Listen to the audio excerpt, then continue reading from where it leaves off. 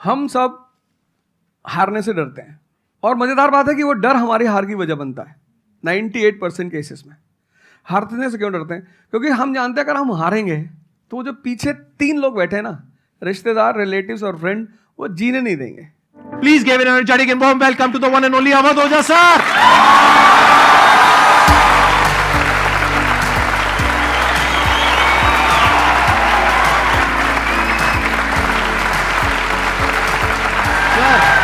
Hello sir, क्या हाल चाल? बैठिए जी, बैठिए। आइए। Thank you.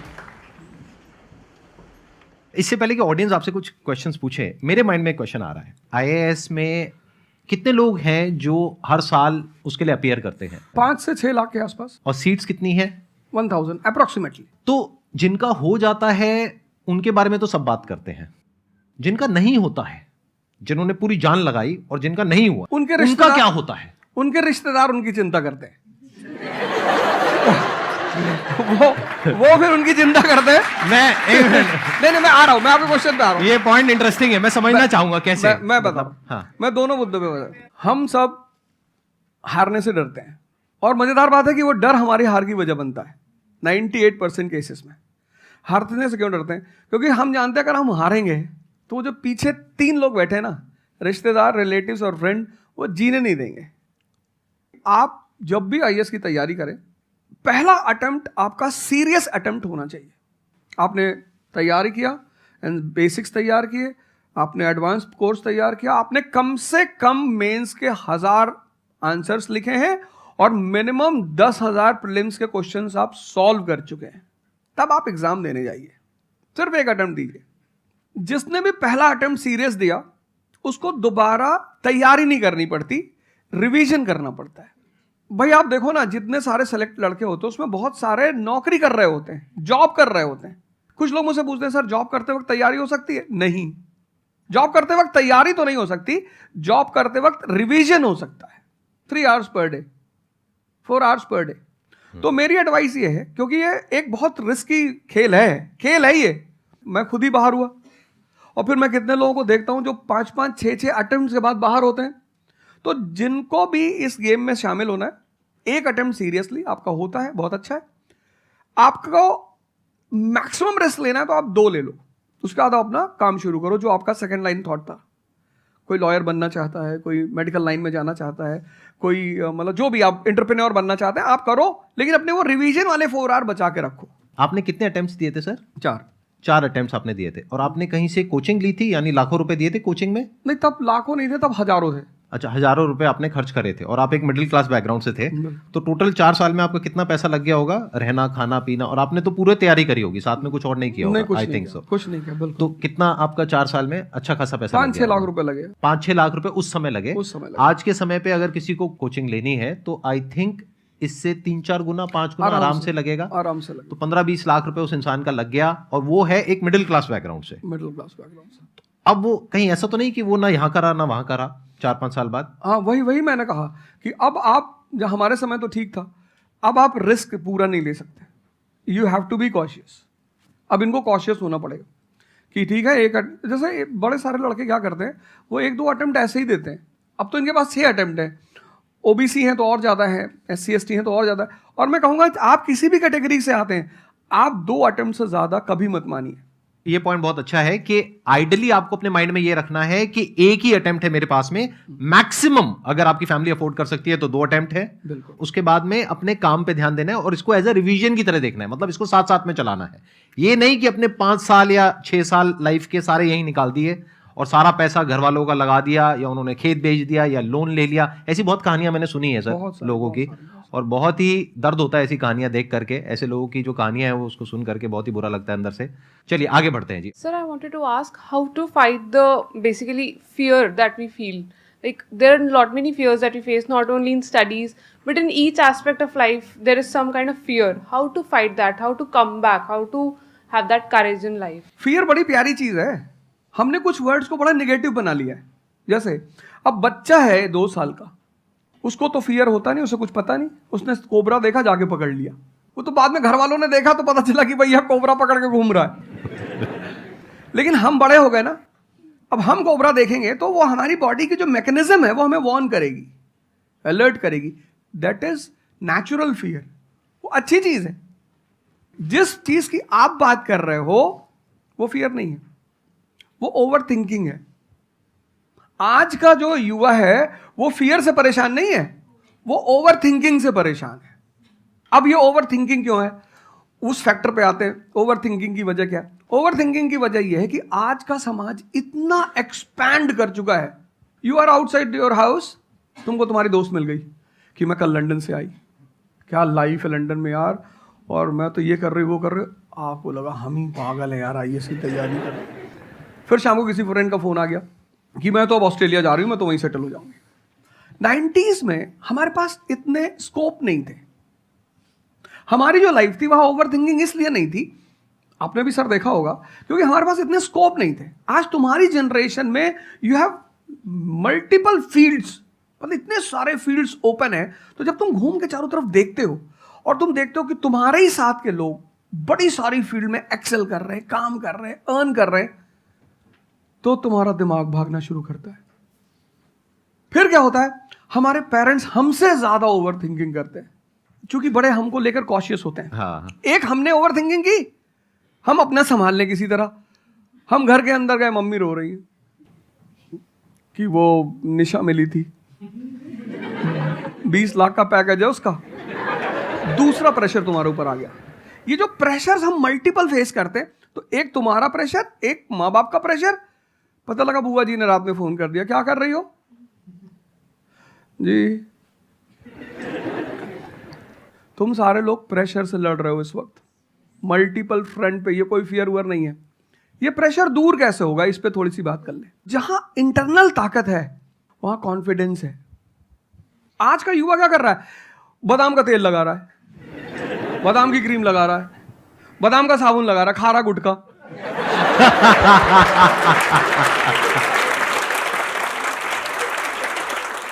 आप लोगों को चूंकि हर तरफ प्रेशर झेलना है, तो प्रेशर झेलने का सबसे अच्छा तरीका होता है इंटरनल पावर. तभी तो मैं जहां भी जाता हूं एक चीज रिपीट करता हूं, योगा करो, ध्यान करो. ध्यान करोगे मन ताकतवर हो जाएगा. सर, आपने जैसे कि अभी बोला कि मेंटल स्टेट के लिए एक्सरसाइज करो, योगा करो. तो पहले तो मैं फिजियोथेरेपिस्ट हूँ, ठीक है. मैं सुबह से मतलब योगा या एक्सरसाइज मेरा डेली रूटीन है, करना भी और कराना भी. उसके बाद भी at the end of the day मैं डिप्रेस हो जाती हूँ. ये नहीं कि मन नहीं लगता, इस चीज़ में ही मन लगता है, फैमिली से भी पूरा मन लगता है, ठीक है. उसके बाद भी end of the day depress हो जाती हूँ. तो उसको डिप्रेशन कैसे कम करी जाए? हम किसके साथ रहते हैं वो बहुत इंपॉर्टेंट है. मेरे एक दोस्त मेरे साथ आ रहे थे आज से करीब 7-8 साल पहले, धौला कुआं से. रात का टाइम था और हम दोनों, मैं गाड़ी चला रहा था, हम इंडिया गेट के सामने से निकले तो उन्होंने मुझसे कहा कि अब हम बुढ़े हो गए हैं. मैंने गाड़ी रोकी, मैंने कहा उतरो. तो उन्होंने कहा कि क्या हुआ, मैंने कहा उतरो तो, उतरो जरा. उतर गए, मैंने दरवाजा बंद करो, चले गए. आज तक मैंने उनसे बात नहीं की. वो सब पूछते हैं आज, अब तो खैर बात ही नहीं होती, पर वो बहुत उन्होंने कोशिश की कि अब क्या हुआ. तुम दिन भर अपने आप को मोटिवेट करती हो, काम करती हो, जब तुम वापस घर में आती हो, अपने समाज में जाती हो, तो सब तुम्हारे मेंटल स्टेटस का थोड़ी है, वो तुम्हारी सारी ऊर्जा को खींच लेते हैं. इसीलिए तो माँ बाप हमारी संगत पे बड़ा ध्यान देते हैं. तुम्हें लगता होगा कि माँ बाप कितने बदमाश हैं, माँ बाप भगवान हैं. उनका एक्सपीरियंस तुम अपने दोस्तों को लेके जाया करो उनके सामने. कोई अल्ट्रासाउंड क्या करेगा जितना माँ बाप करते हैं, कोई स्कैनर क्या करेगा. सही बात है, देख के कोई 2 फोटो मिनट में कैमरा कर क्या देगा. फोटो खींचेगी, देख के बता देते हैं. बहुत बहुत दुष्ट है ये. इसकी आंख के नीचे देखो, यहाँ निशान है, बहुत दुष्ट है ये. और वो लॉजिक भी बड़ी अच्छी सी देते हैं, कोई कुछ भी देते हैं लेकिन बड़ा अच्छा सा लॉजिक देते हैं. तो ये हमारे साथ होता है. इसलिए हमें पहले गुरुकुल भेजा जाता था, और आज की हमारी सोसाइटी इसको सिर्फ नेगेटिव दिखाई पड़ रहा है. मैं अभी अब घर गया था, हमसे लोग कह रहे भैया 24 का चुनाव लड़ोगे. मैंने कहा यार पॉलिटिकल पार्टियां कह रही कि तुम सीधे प्रधानमंत्री बन जाओ. अननेसेसरी परेशान किए हुए, अननेसेसरी दूसरों से मत. और ये एक जगह का नहीं है, ये यूनिवर्सल हो चुका है. तुमने कह दिया कि मैं आईएएस की तैयारी कर रही हूँ, अरे नहीं होता किसी का. तिवारी जी की लड़की दी थी, 2 साल बाद पागल हो गई. इतने डिप्रेस समाज में रह रहे हो, वो तो महेश्वरी जी जैसे लोग हैं जिन्होंने बहुत लोगों को जिंदा कर रखा है। Thank you sir. जब आपको कोई सहारा नहीं होता, आपने टाइप किया संदीप महेश्वरी, एक वीडियो आ गया, आप रिलैक्स हो गए। जब आप इन्हें सुनते हो तो आपका टेम्परेचर हाई होता है। तो एक ही आदमी को आप सुनते हो ना जिससे टेम्परेचर हाई हुआ, हमको सुन लिया कुछ ज्यादा ही हाई हो गया। लेकिन 2 लोगों को छोड़ दो, 3 लोगों को छोड़ दो, 4 लोगों को, ऐसे 10-12 लोग हिंदुस्तान में है, पॉपुलेशन 1 बिलियन 50 करोड़। तो तुम 10 लोगों को सुनो और बाकी जो तुम्हारे साथ 500 जुड़े हैं वो तुम्हें तो नीचे ही ले जा रहे हैं। इससे बचो, अपनी सर्कल को थोड़ा सा रिजर्व करो। तुम किससे बात करते हो, कौन सा लिटरेचर पढ़ते हो, लिटरेचर पर ध्यान दो। जैसे मैं रश्मिरथ पढ़ता रहता हूँ, खाली हुआ प्रसादों के कनकाब शिखर होते कबूतरों के ही घर। ये जो बड़े बड़े मकान हैं, कभी किसी बाज को यहां रहते हुए देखा? कबूतर रहते हैं। क्या लाइन है, प्रसादों के कनकाब शिखर, कितने मतलब महलों के जो बड़े बड़े शिखर, उसमें सिर्फ कबूतर रहते हैं। प्रसादों के कनकाब शिखर होते कबूतरों के ही घर, महलों में गरुड़ न रहता है, कंचन पर कभी न सोता। कंचन मतलब सोना। लग्जरी नहीं चाहिए। तुम लोग इतनी लग्जरी चाहते हो, लग्जरी आदमी को मेंटली कमजोर बनाती है। मैं आश्रम में था, मैंने ज्यादा खाना खा लिया। मेरा एक नियम है, नो एक्सरसाइज नो फूड। मतलब अगर मैं एक्सरसाइज नहीं करूंगा तो मैं खाना नहीं खाऊंगा। वहाँ एक बाबा जी, वो प्रेम में उन्होंने घी पे घी डालते चले, मैंने खा लो। फिर वो हुआ कि भाई यहाँ घूमेंगे, चारों तरफ जंगल है, डरा दिया इन लोगों ने। एक बार एक भालू एक आदमी की टांग काट के ले अरे मैंने कहा आज कोई भालू वालू नहीं आएगा, मैं जाऊंगा। फिर मैंने 4-5 लोगों को तैयार किया अपने साथ, उनको थोड़ा मोटिवेट किया कि जंगल में घूमने से ऑक्सीजन लेवल बढ़ता है। वो लोग भी तैयार हो गए कि चलो। तो हमारे साथ एक साहब अमेरिका से आए हुए थे, वो भी वॉक करने निकले, बोले हम भी चलेंगे। मैंने कहा भाई साहब क्यों जा रहे हो? कहते हम भी चलेंगे। मैं उनका नाम नहीं लूंगा। 1 किलोमीटर के बाद उन्होंने मुझसे कहा मेरे बैग में यहाँ बहुत पेन हो रहा है। 1 किलोमीटर। तुम लोगों ने पता है अपने आप को कष्ट देना छोड़ दिया है। You are dying for luxury, you have become weak physically and mentally. थोड़ा थोड़ा सा कष्ट दो अपने आप को, थोड़ा टेम्परेचर हाई रखो, थोड़ा बड़े टेम्परेचर वालों के साथ रहो। हमने अपने आप को कष्ट, हम कौन सी नॉवेल पढ़ रहे हैं? Half girlfriend. अच्छी है, अच्छी है, अच्छी, मैं ये नहीं कह रहा हूं, मैं कुछ बोल देता हूं। अच्छी है मतलब आपने पढ़ी है।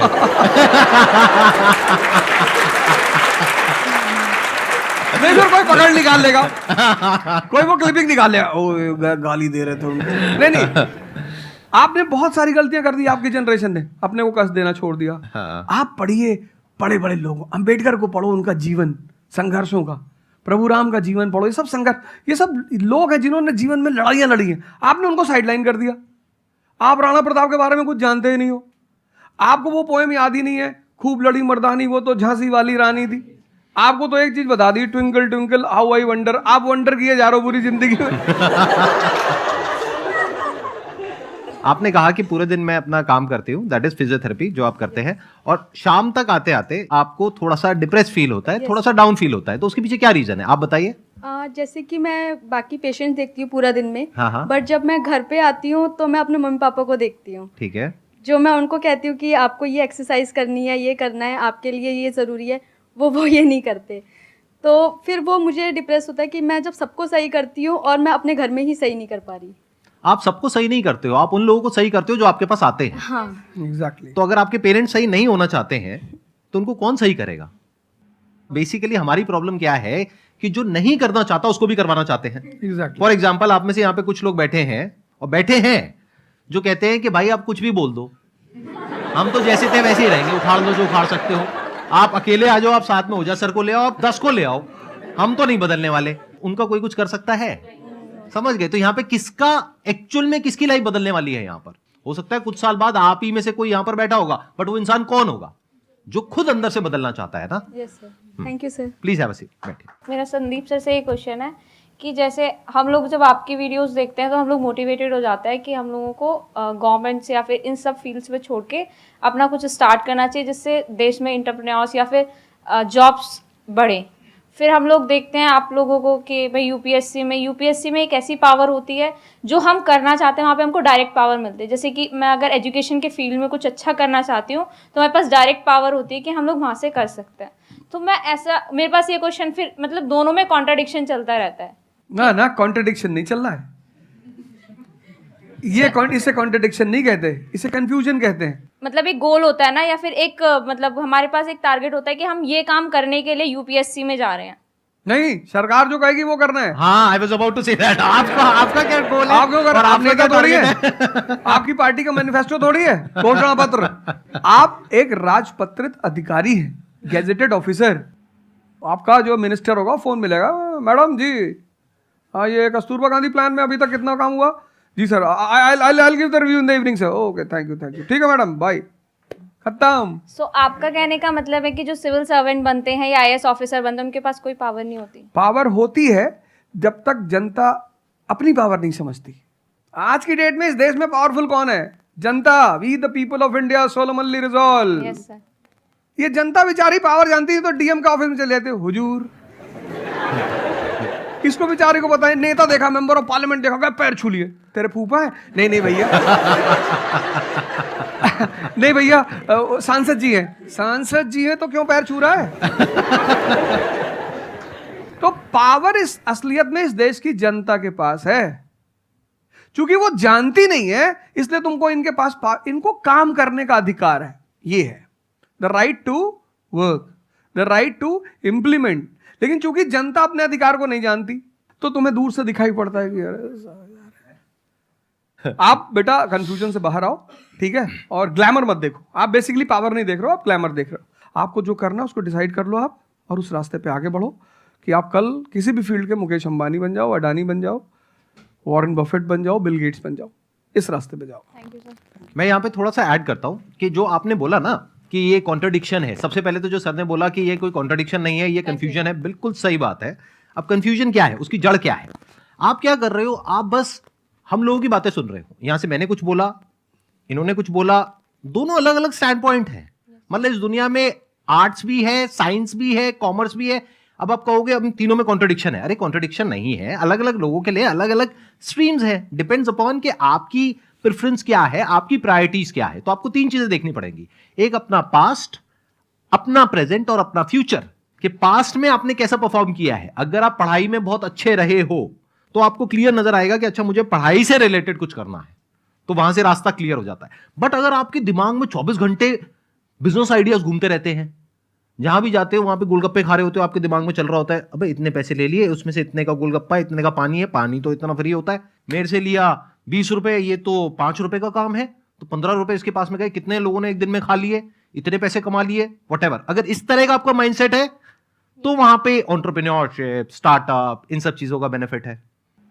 तो हर रास्ता हर एक के लिए नहीं होता है। तो ये आपको कैसे समझ आएगा? अपने पास्ट को देख करके।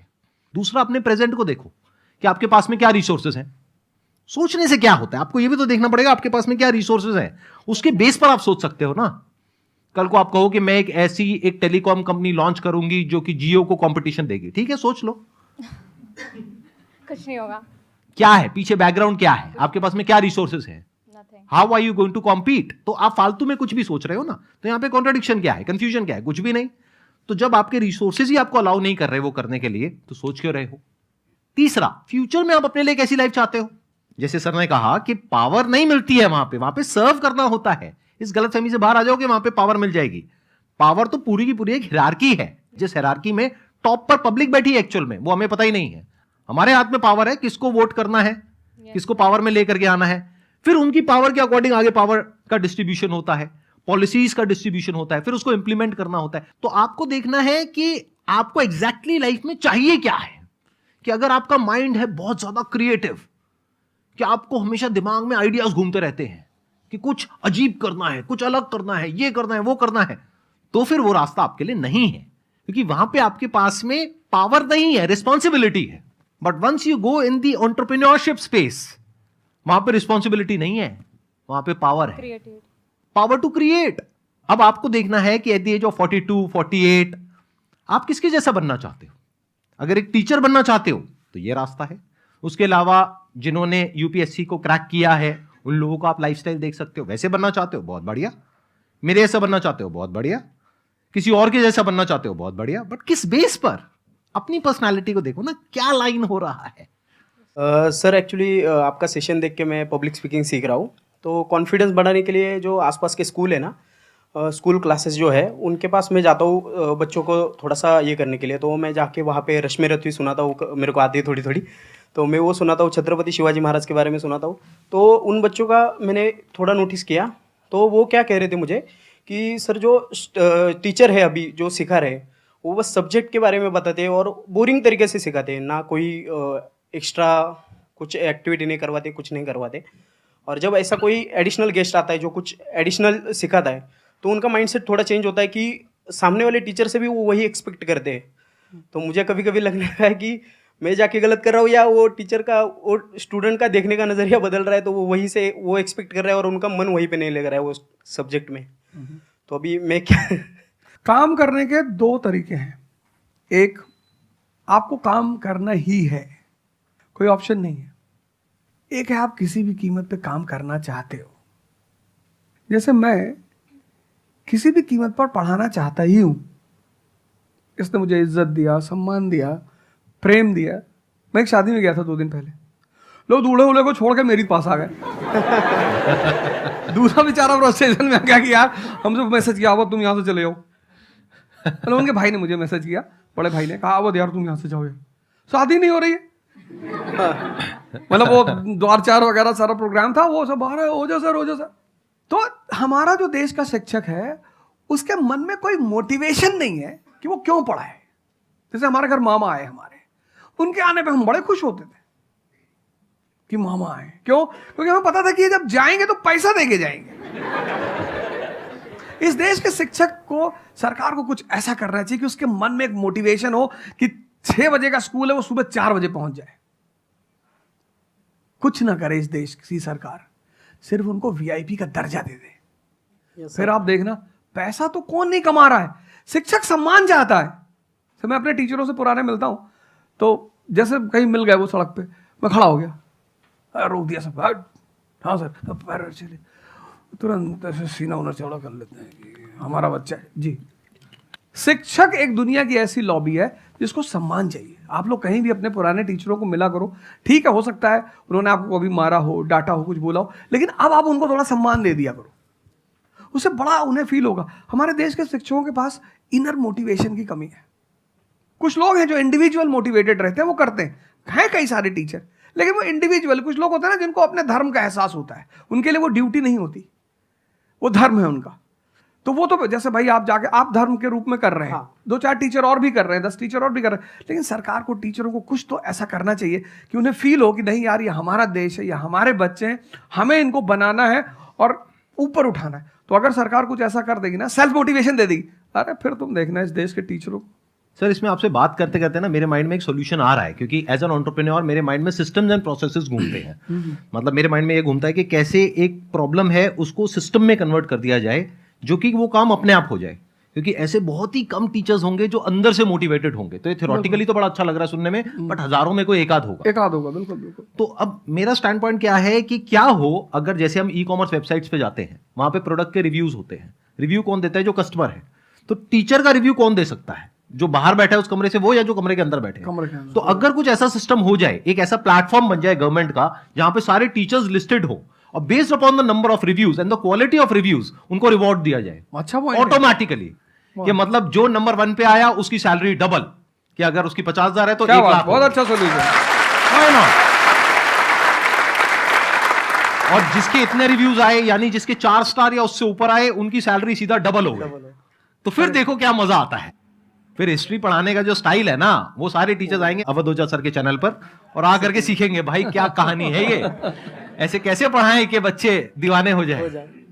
और फिर अपने आप को अपग्रेड करेंगे। नहीं तो अपग्रेड करने की मोटिवेशन कहाँ है? जैसे एक एंटरप्रेन्योर होता है, उसके पास में तो मोटिवेशन होती है कि अगर मैंने अपने जो भी प्रोडक्ट है, सर्विस है या काम है, उसको अपग्रेड किया तो करते ही मेरे को इमीडिएट रिवॉर्ड मिलेगा। जैसे सेल्स टीम में अगर आप कहीं पर काम करते हो, कितने लोग सेल्स डिपार्टमेंट में है, अलग अलग कंपनी में जो जॉब कर रहे हैं, तो सेल्स में इंसेंटिव का एक सिस्टम होता है। तो वहां पर क्लियर पता होता है कि मैंने ये टारगेट अचीव किया तो ये है। तो एक क्लियर कट टारगेट होना चाहिए which is measurable, not theoretical but actual.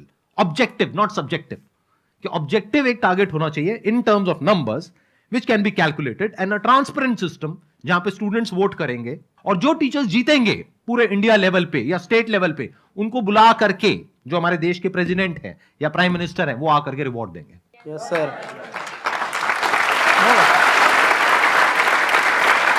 Thank you so much sir आने के लिए यहाँ पर, दिल से धन्यवाद। मुझे बड़ा अच्छा लगा आपसे बात मुझे करके। बहुत अच्छा लगा यहाँ आके।